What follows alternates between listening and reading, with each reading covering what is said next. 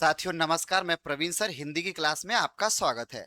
तो दोस्तों हम लोग आज की क्लास में हिंदी साहित्य में पढ़ेंगे क्या अपभ्रंश हिंदी के रचनाकार। ये टारगेट किसके लिए होगा भैया? तो किसके लिए ये उपयोगी होगा? तो यूपी टीजीटी पीजीटी 2026 और BPSC TRE 4 UGC NET RPSC super TET के लिए। तो दोस्तों आज की हम लोग जो क्लास पढ़ेंगे अपभ्रंश हिंदी अपभ्रंश का विकास कैसे हुआ और हिंदी अपभ्रंश में कौन कौन से रचनाकार आते हैं। यहां से प्रायः एग्जाम में एक प्रश्न आ जाता है, इसलिए यह टॉपिक महत्वपूर्ण हो जाती है। तो चलिए हम लोग आज पढ़ते हैं और देखते हैं भैया आज की टॉपिक क्या है। तो आज की टॉपिक है अपभ्रंश से हिंदी का विकास। चलिए स्टार्ट करते हैं और बेहतर तरीके से इसको समझते हैं। ठीक है भैया, बेहतर तरीके से इसको समझते हैं। चलिए, दिया है अपभ्रंश शोर सैनी। ठीक है, शोर सैनी दिया है। अपभ्रंश उपभाषा पश्चिमी हिंदी।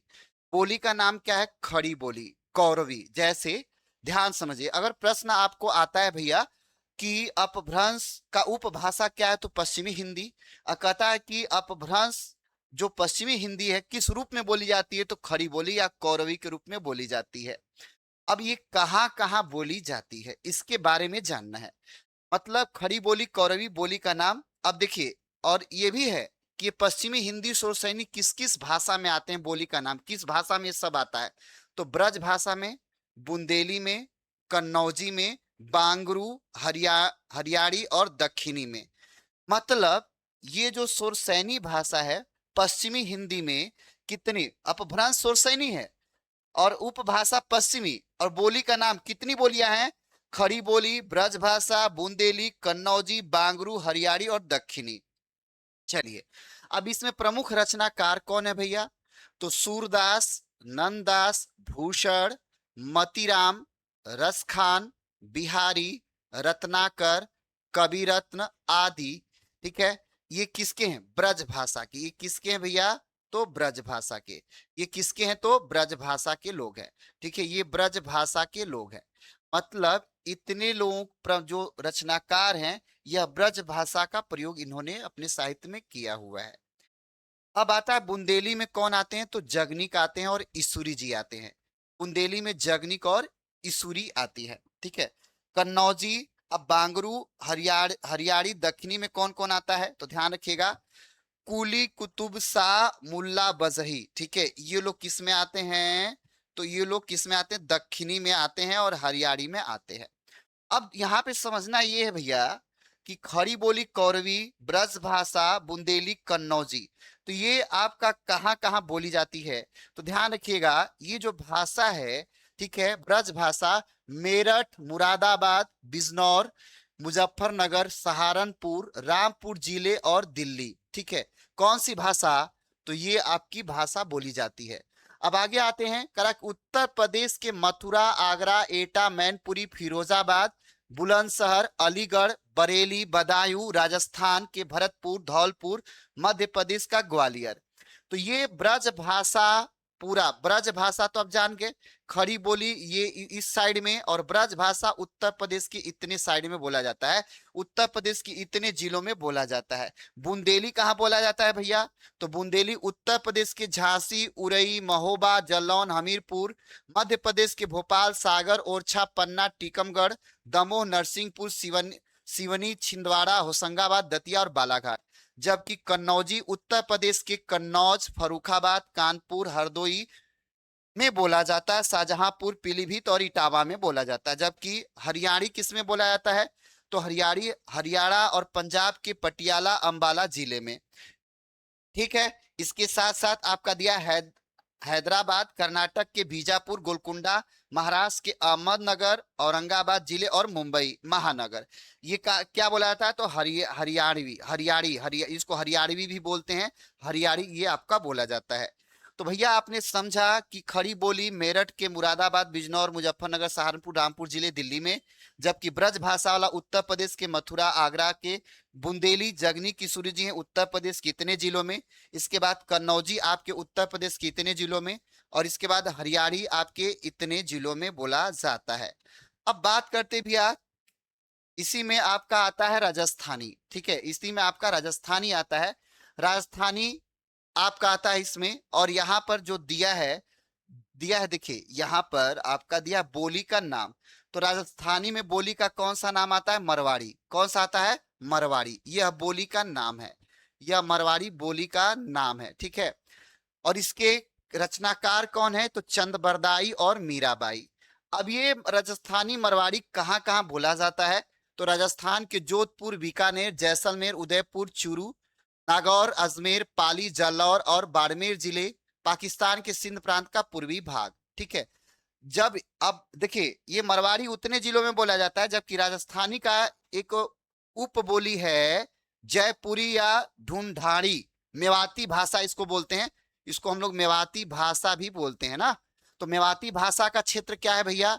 तो ध्यान रखिएगा, मेवाती भाषा का राजस्थान के जयपुर, कोटा और बूंदी जिला, इसके साथ साथ राजस्थान के अलवर, भरतपुर के उत्तर पश्चिमी भाग, हरियाणा का गुड़गांव, ये क्या है? तो ये जयपुरी, ढूंढाड़ी या मेवाती भाषा का प्रयोग आपका इतने में होता है, इतने में। और आपका इतने में मारवाड़ी का होता है। अब बात करते भैया मालवी का। मालवी भाषा मध्य प्रदेश के उज्जैन, ठीक है, मंदसौर, इंदौर, देवास, प्रतापगढ़, रतलाम, भोपाल, गुना, नीमच, टोंक और ग्वालियर में बोला जाता है। इसके साथ साथ राजस्थान के चित्तौड़ और झालवाड़ में बोला जाता है। तो ये भाषा कौन सी है? मालवी। यह भी राजस्थानी की उपभाषा है, ठीक है, राजस्थानी की बोली है। मालवी बोली, मेवाती और मरवाड़ी बोली ये राजस्थानी की है, ठीक है। सभी सुर सैनी के ये क्या है? अपभ्रंश है, ठीक है। चलिए अब बात है अर्धमगधी। अर्धमगधी, इसको पूर्वी हिंदी के नाम से उपभाषा में जाना जाता है। उपभाषा आपका भैया पूर्वी हिंदी होगा, ठीक है। और किस रूप में इसको जाना जाता है? बोली के रूप में अवधि होगा, बोली के रूप में अवधि हो जाएगी, ठीक। अब कौन कौन से इसके रचनाकार हैं? अर्धमगधी पूर्वी हिंदी के रूप में, उपभाषा के रूप में, बोली आपका अवधि हो जाएगा। जायसी, तुलसी, मुल्ला दाऊद, कुतुबन, मंझन और आदि। अब ये बोली बोली कहां तक जाती है? तो देखिए, यहां तक ये बोली बोली जाती है। कहां तक?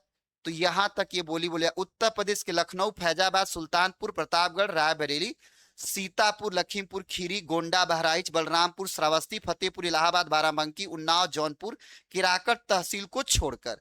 तो ये भैया आपका ये पूरा अवधि का इलाका है, ठीक है। इसको हम लोग पूर्वी हिंदी के नाम से भी जानते हैं।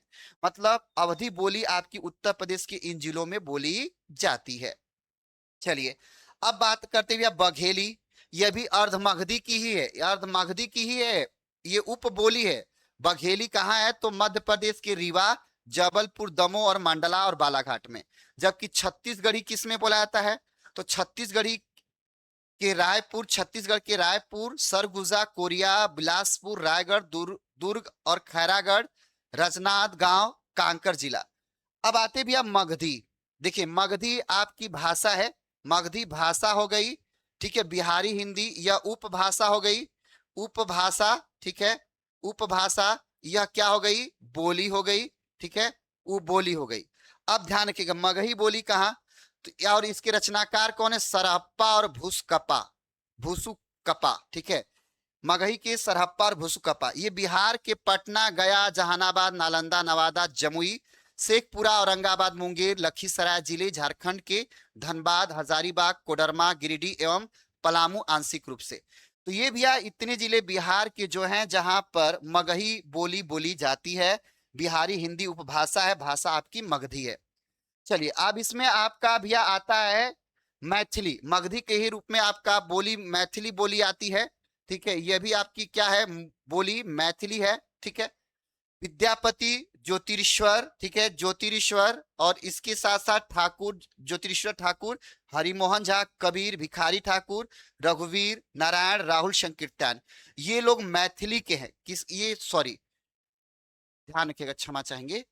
विद्यापति, ज्योतिरीश्वर ठाकुर, हरिमोहन झा ये मैथिली के हैं, ठीक है, ये मैथिली के हैं। और भोजपुरी के कौन है? कबीर, भिखारी ठाकुर, रघुवीर, नारायण और राहुल संकीर्तन, ये लोग भोजपुरी के हैं, ठीक है भैया, ये लोग भोजपुरी के हैं।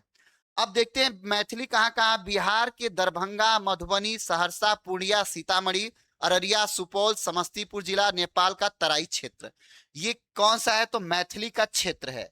ये भैया आपका मैथिली का क्षेत्र है। जबकि भोजपुरी का क्षेत्र क्या है? तो बिहार के भोजपुर, सारण, सिवान, गोपालगंज, बक्सर, पूर्वी चंपारण, पश्चिमी चंपारण, शाहाबाद, रोहतास एवं पलामू। और उत्तर प्रदेश के वाराणसी, चंदौली, मिर्जापुर, गोरखपुर, देवरिया, कुशीनगर, बलिया, गाजीपुर, आजमगढ़, बस्ती, संत कबीर नगर, मऊ, जौनपुर जिला। ये भोजपुरी उत्तर प्रदेश में और इधर बिहार में। तो ये भोजपुरी का एरिया है भैया।